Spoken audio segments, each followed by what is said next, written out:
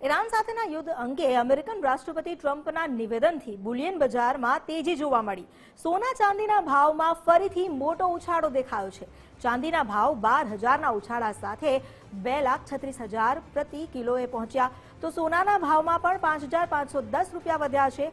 1.44 લાખ પ્રતિ 10 ગ્રામનો ભાવ થયો છે।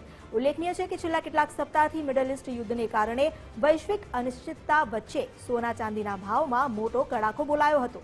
જો કે હવે રોકાણકારોએ ફરી એકવાર બુલિયનમાં ખરીદી વધારી છે। વધુ જાણકારી લઈએ સહયોગી વિજય દેસાઈ પાસેથી। વિજય, આજે સ્થિતિ છે, અત્યાર સુધી સોના ચાંદીમાં જે ઘટાડો બોલાયો હતો, હવે ફરી એકવાર ભાવ ઉચકાયો છે।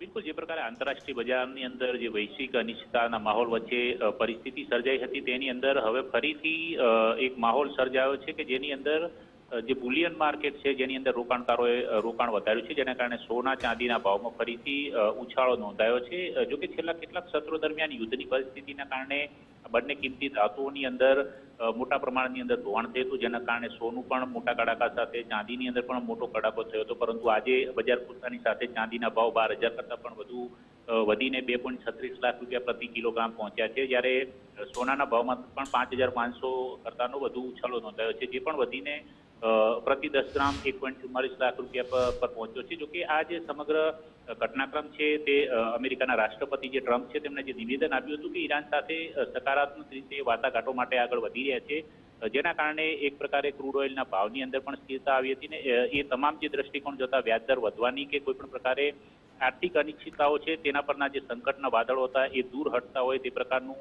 એક સેફ માહોલ જણાતા ફરીથી રોકાણકારો બુલિયન માર્કેટ તરફ વધ્યા છે, જેની અસર હવે સીધી રીતે ફરીથી સોના ચાંદીના ભાવમાં ઉછાળામાં જોવા મળી રહી છે। જી, આભાર આપનો જાણકારી આપવા માટે।